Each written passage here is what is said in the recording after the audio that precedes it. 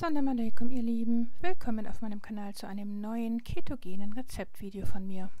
Heute stellen wir diese köstlichen Pizzaschnecken her, die ohne Mehl auskommen, sprich ohne Kohlenhydrate, die super einfach herzustellen sind, also jeder kann sie nachmachen und darüber hinaus extrem köstlich schmecken. MashaAllah, die solltet ihr also unbedingt einmal ausprobieren. Das Tolle ist, dass man auch was die Füllung betrifft, da sehr gut variieren kann, sodass der Fantasie da gar keine Grenzen gesetzt sind. Und wie man diese leckeren Pizzaschnecken herstellt, das zeige ich euch jetzt inshallah. Für den Boden, der später aufgerollt wird, verwenden wir jetzt 3 Bio-Eier. Für unsere Gesundheit sollten wir immer darauf achten, dass wir ausschließlich Bioprodukte verwenden. Die Eier werden jetzt gut verquirlt und dann geben wir ein Päckchen Bio-Quark hinzu, möglichst immer die Vollfettstufe, denn das natürliche Lebensmittel wird nicht entfettet. Die natürlichen Fette benötigt der Körper also für seine Funktionen und ganz besonders natürlich in der ketogenen Ernährung benötigen wir die Fette, da wir ja auf die Kohlenhydrate weitgehend verzichten, um Energie herstellen zu können. Dann geben wir ein Päckchen Bio-Käse hinzu, wir rühren das nochmal alles gründlich, bis wir eine homogene Masse erreicht haben. Dann kommt ein Esslöffel Mandelmehl hinzu, also vollwertiges Mandelmehl, sprich gemahlene Mandeln, und ein Esslöffel Bio-Flohsamenschalenpulver. Dann werden diese 2 Zutaten nochmal gründlich mit dem Teig hier vermischt und gut verrührt. Und damit ist der Teig fast schon fertig hergestellt. Jetzt fehlt uns nur noch etwa ein halber Teelöffel Himalaya-Salz. Nochmal alles verrühren und damit ist der Teig für den Boden auch schon fertig hergestellt. Jetzt nehmen wir ein großes Blech, belegen das mit Backpapier und bestreichen dieses nochmal hier mit Butterschmalz, damit der Boden hinterher gut ablösbar sein wird. Und jetzt verteilen wir den Teig hier auf diesem Backblech, bis das gesamte Backblech damit ausgefüllt ist, wie wir das hier sehen. Dann kommt das Ganze in den vorgeheizten Ofen und wird auf Mittelstufe bei 175 Grad Celsius, Ober- und Unterhitze, etwa 15 bis 20 Minuten gebacken oder so lange, bis der Teig eben eine goldbraune Farbe erlangt haben wird. In dieser Zeit werden wir jetzt die Füllung schon mal zubereiten. Dazu schneide ich hier jetzt Sucuk und schneide die jetzt in kleine Würfelchen. Die würzige türkische Wurst eignet sich sehr gut hier für die Füllung. Als nächstes habe ich dann hier meine eingelegten Bio-Oliven in kleine Scheiben geschnitten. Diese leckeren, würzigen, eingelegten Oliven in Olivenöl eignen sich hier auch super gut wie die Füllung, wie ich finde. Mein Video dazu, wie man diese Oliven einlegt, das kann ich euch hier oben auch nochmal verlinken. Inzwischen ist der Teigboden jetzt auch schon fertig, wie wir sehen. Er hat eine goldbraune Farbe erlangt und den Stäbchentest bestanden. Wir lassen den jetzt allerdings nochmal 10 Minuten auskühlen und in der Zeit werden wir nochmal die anderen Zutaten bereitstellen.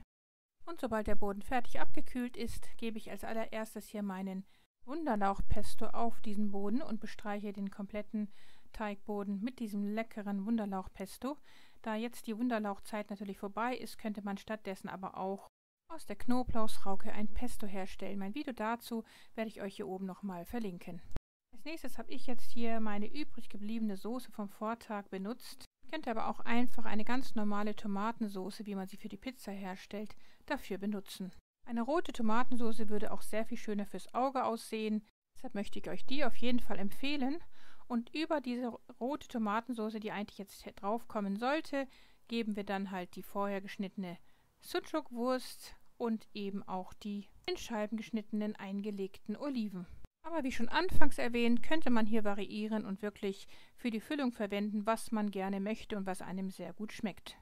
Die Tomatensauce allerdings sollte möglichst nicht fehlen. Und dann wird das Ganze jetzt einfach nochmal mit Bio-Käse bestreut und dann werden wir den Pizzaboden auch schon aufrollen. Möglichst vorsichtig, damit er nicht bricht, aber eigentlich ist dieser Boden relativ flexibel.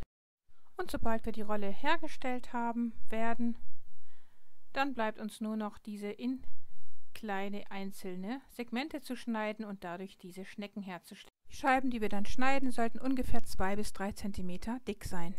Die so entstehenden Schnecken werden dann auf dem gesamten Blech verteilt und nebeneinander gelegt und letztendlich mit Käse bestreut. Schon jetzt sehen die Schnecken richtig lecker aus, wie ich finde.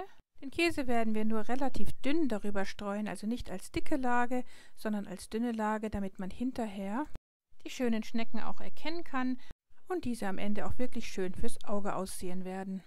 Und sobald alle Schnecken mit Käse bestreut sind, kommt das ganze Blech nochmal wieder in den vorgeheizten Ofen, wieder bei 175 Grad Celsius Ober- und Unterhitze. und wird nochmal etwa 5 bis 10 bis 15 Minuten gebacken oder ebenso lange, bis der Käse geschmolzen sein wird. Hier geht es nur noch darum, den Käse zu schmelzen, denn es muss ja hier nichts mehr garen. Ja, und so sieht das Ergebnis aus. Richtig lecker, wie ich finde, Maschallah. Und ja, schmecken tun die einfach köstlich, Maschallah. Das solltet ihr unbedingt mal ausprobieren, dieses leckere Rezept. Damit haben wir wieder ein tolles ketogenes Rezept gezaubert. Wenn man die ketogene Ernährung wirklich konsequent durchführen möchte, ist es natürlich wichtig, dass man verschiedene Rezepte zur Auswahl hat, die lecker aussehen, die super gut schmecken und die vor allem sehr einfach herzustellen sind, sodass man nie in Versuchung gerät, ungesunde, kohlenhydratbehaftete Backteigwaren herzustellen. Insbesondere dann, wenn sie aus totem, also aus Weißmehl und Zucker hergestellt werden, denn dadurch wird der Blutzuckerspiegel ständig in die Höhe getrieben, wodurch auf lange Sicht eine Insulinresistenz und/oder eine Fettleber entstehen kann und in Folge viele Zivilisationskrankheiten wie Diabetes, Fettleibigkeit, neurodegenerative Erkrankungen, Bluthochdruck, Akne, Krebs oder Hirntrauma. Unter anderem.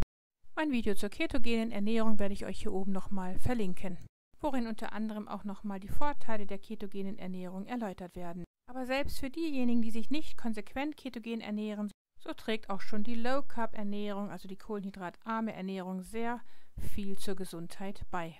Die konsequent durchgeführte ketogene Ernährung jedoch wirkt entzündungshemmend, energiesteigernd, fettverbrennungsfördernd, konzentrationssteigernd und Blutzucker senkend.